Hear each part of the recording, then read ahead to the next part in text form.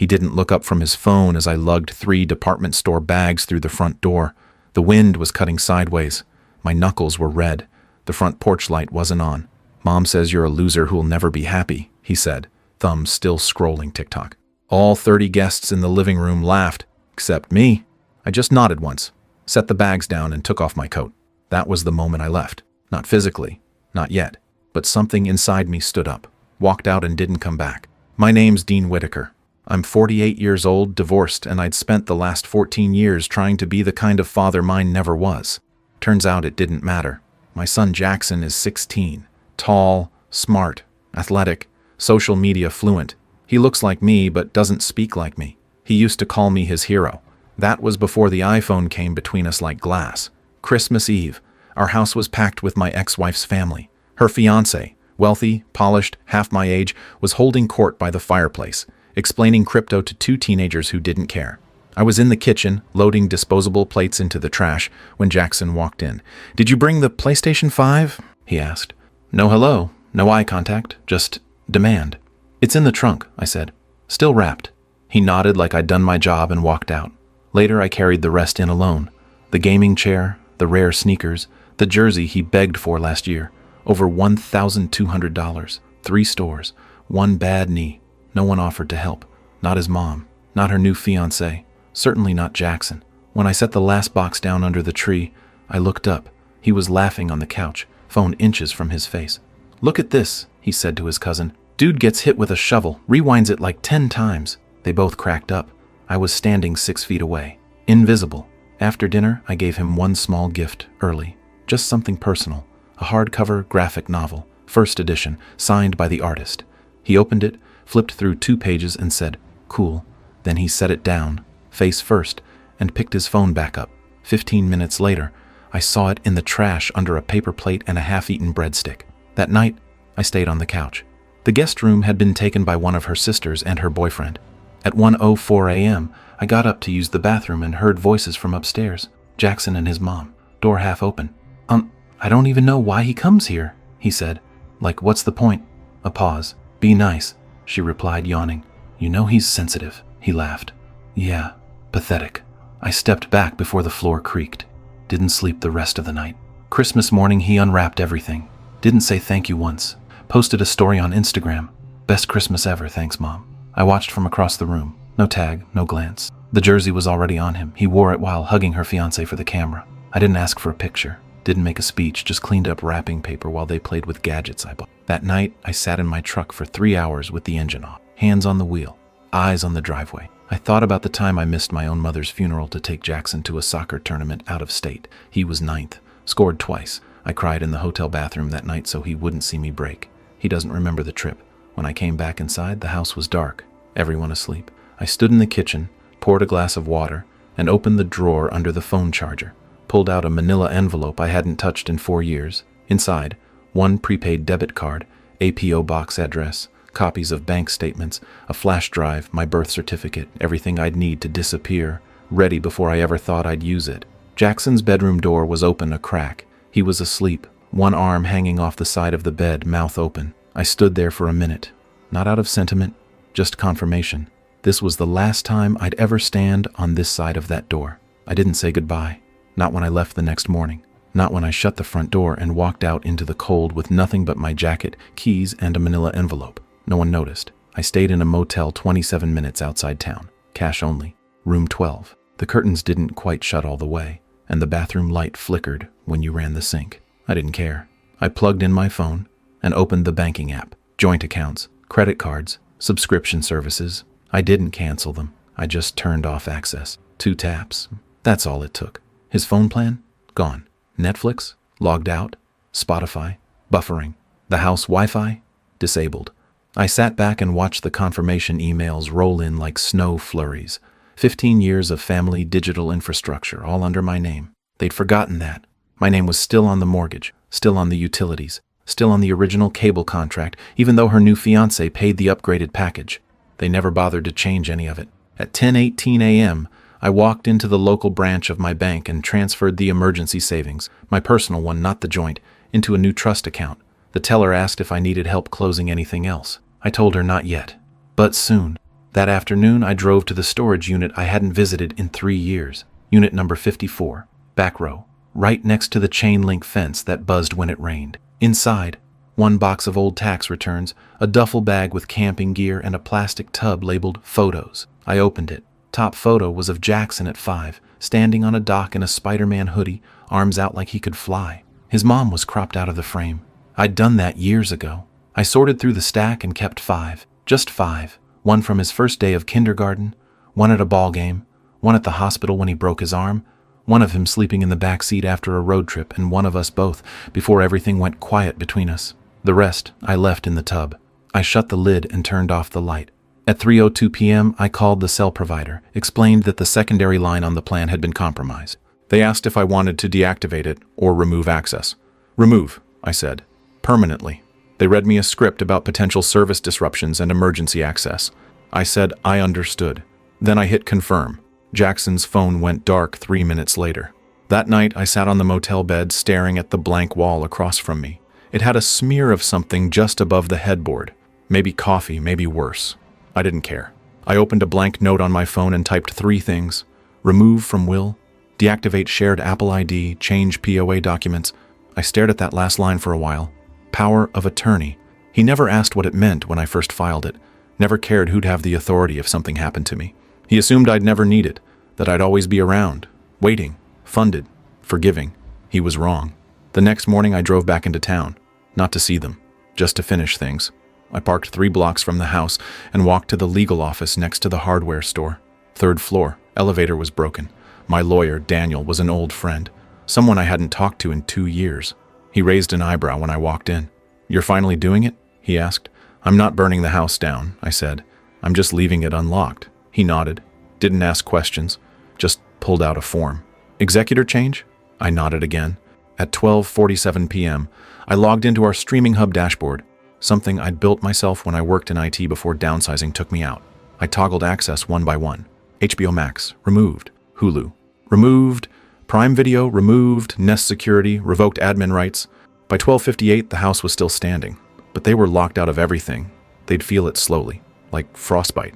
I left town at sunset, didn't tell the motel I wasn't coming back, didn't check my voicemail, didn't bring my wedding ring. The only thing I took was the black backpack. Inside, 1 change of clothes, 5 photos, a signed letter of resignation for the job I hadn't shown up to since Monday, my father's watch, and a copy of Jackson's birth certificate, folded into a silent crease. The bag felt lighter than I expected, like it had already been emptied. The last thing I did that night was log into the shared Apple ID. His text history was still syncing. Where is everything? Netflix won't work. Did Dad cancel my phone? I need my hotspot for class. Mom says call her. Your plan is dead. I scrolled through them like reading graffiti in a language I no longer needed to understand. I didn't reply. I disabled the ID, set up a new one, and kept the last message unread. Dad? Hello? I turned off the screen, tossed the phone into the motel trash, got into bed, slept like I hadn't in years. 3 days after Christmas, the front door was unlocked. The lights were off, the heat was off, the silence was deliberate. Jackson stepped inside and said my name. There was no answer. 2 nights earlier, I'd parked 3 blocks from the house. Midnight. No cars in the driveway, no lights upstairs. I let myself in with the spare key they forgot I had. Same one I used to keep taped under the 3rd brick, left side of the porch. No one ever removed it. I didn't pack. I extracted. I started in the basement. The camping gear? Gone. The toolboxes? Gone. The old fireproof safe? Emptied. The backup hard drives? Wiped. Upstairs, I didn't take the couch. Didn't take the TV. I left the illusion of normalcy behind, but I did take the Wi-Fi router. Unplugged it like a vein. Left the Ethernet cable on the floor, limp and uncoiled. The printer was still humming in sleep mode. I fed it 1 sheet of paper. Typed 4 lines. Folded it. Set it on the table. No salutation. No signature. In Jackson's room, I opened his closet and stared. Shoes in rows, hoodies in heaps, 2 shelves of unopened gifts. I didn't touch any of it, not even the gaming chair. But I did take the Apple Watch I bought him 2 years ago. Not because it was expensive, because I saw a notification on it from his mother. Is he gone yet? I slipped it into my pocket and walked out. In the garage, I opened the electrical panel and flipped 2 breakers. Living room, kitchen. I left the hallway lights on, just enough glow to illuminate absence.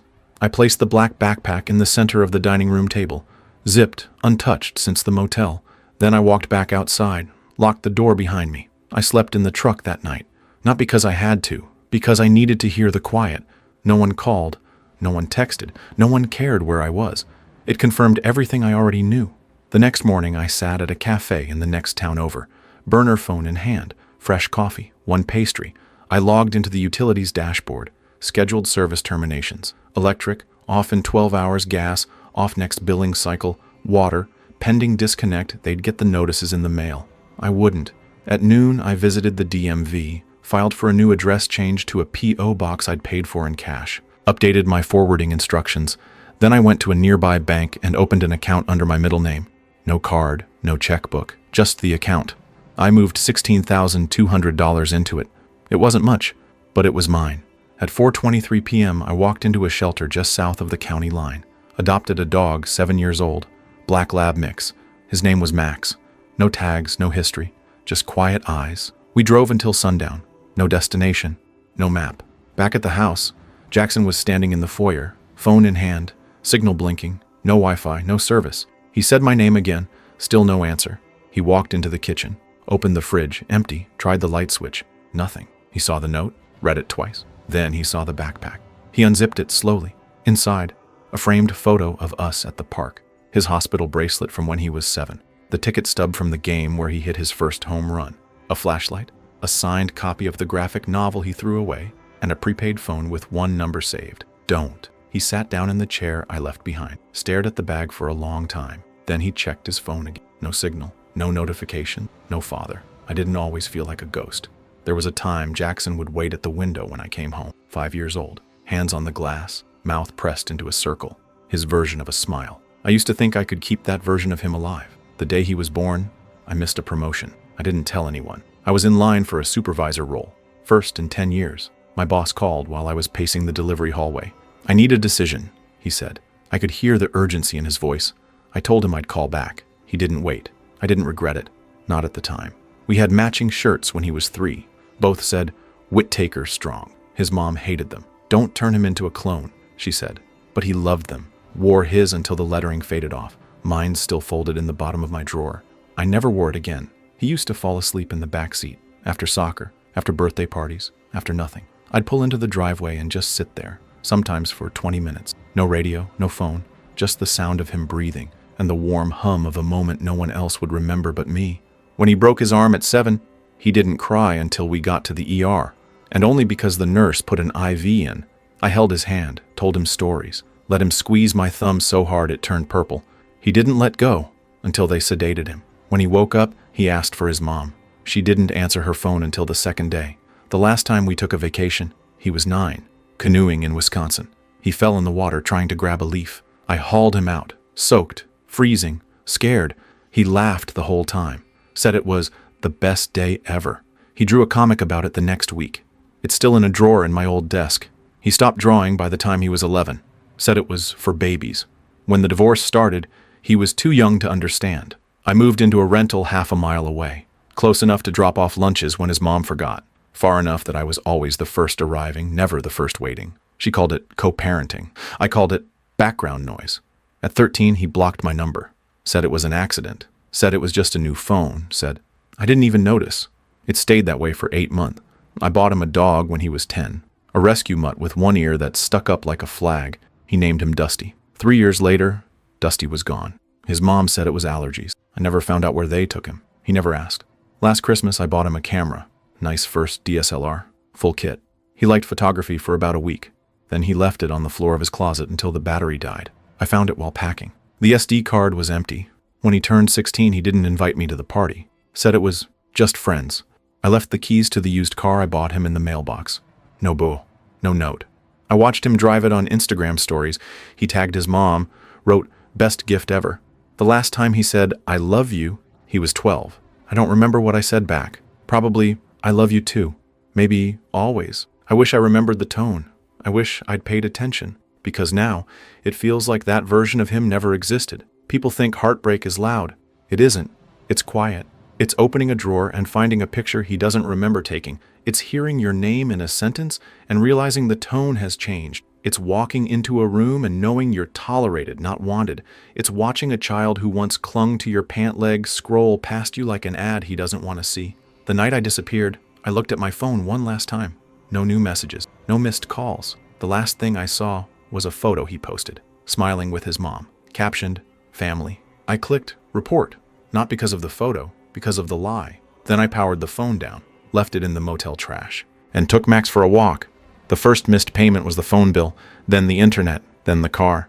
By the end of the first week, the house was warm only when the sun came through the windows. I didn't answer the first call, or the second. The third came from a blocked number. I declined it before the second ring. The utilities were in my name. So was the mortgage. She never thought to change them. He never thought to ask. I called the bank and paused the auto payments. No notice, no warning, just stopped feeding the machine. The next billing cycle triggered flags. The month after that triggered late fees. Jackson posted on Instagram 4 days after I vanished. A black screen with white text. Does anyone know where my dad is? His mother didn't share it. His friends didn't comment. I didn't answer. The power company shut down the electric on the 17th. The gas followed on the 20th. I watched it all from a library computer 3 towns away. No logins traced back. No locations pinged. Just clean silence. They found the prepaid phone in the backpack. Jackson powered it up. Only one number was saved. Don't. He tried it 3 times. Straight to voicemail. No greeting. No tone. Just nothing. He left a message the 3rd time. "Dad, please, can you call me?" He hung up too quickly to say sorry. The dog shelter sent me a thank you email for adopting Max. I clicked unsubscribe. Didn't need reminders. He never asked about Dusty. Never visited the place they took him. Never cared where he went. Now he knew what that felt like. By week 2, the school emailed his mom about attendance issues. She called the district, blamed the internet outage. They offered to mail a Chromebook. She said she didn't have a mailbox. I already had the forwarding address. The car loan was in default by day 18. Her fiancé co-signed. I wasn't listed, but she used the trust fund deposit as income documentation. The trust was gone. They repossessed the SUV on a Friday afternoon. Jackson watched from the window. He didn't post about it. Her fiancé called me once. I saved the number as regret. Never opened the voicemail. Deleted it blind. The family group chat I'd been in for 7 years got a notification. Dean has left the group. Then, Dean removed Jackson. Then, Dean removed Amanda. No messages followed. Just silence. A lawyer called on her behalf, demanded access to joint assets. I sent a fax with 1 sentence. There are no joint assets. She tried to challenge it. My lawyer replied with tax records, transfer logs, trust paperwork, and 15 years of documentation. She stopped replying after that. I saw Jackson in town once. Didn't plan it. Didn't expect it. He looked older, tired. His hair was longer. He was standing at the edge of a gas station parking lot, phone in hand, staring at a map, probably looking for me. He turned. Our eyes met. He squinted. I walked away before he figured it out. The burner phone vibrated that night. 1 text. "I'm sorry." No name. No punctuation. I left it on red. They'd always assumed I was the backup plan, the fallback, the foundation that just stayed. They were wrong. I was the one who could vanish.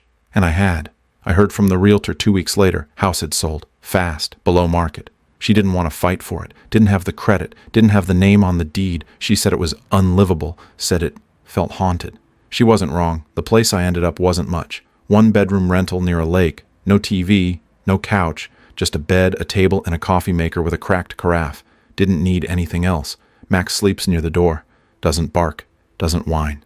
Just lifts his head when the mail slides under the door, then lays it back down. Sometimes I think he knows more about loyalty than most people I've known. Mornings are simple now. Coffee. A walk with Max. Then I write. Not stories. Not letters. Just lines. Truths I never said aloud. You made me feel replaceable. I gave everything and you laughed. I didn't disappear. I was erased. I never send them. They aren't for him. I kept 5 photos. They sit in a drawer I don't open unless it rains. The one of us at the park is the only one I framed. It's not on the wall. It's in a box, under the bed. Sometimes I take it out, look at it, not for the memory, for the reminder that once, for a few short years, he smiled like he meant it. He posted something on his new Instagram a few weeks ago. Burner account still worked. A black and white photo of a sunrise with the caption, "I miss you." He didn't tag anyone, but I knew. He emailed me once, said he was doing better, said he got a part-time job, said he understood now how hard things had been, said he hoped I was okay.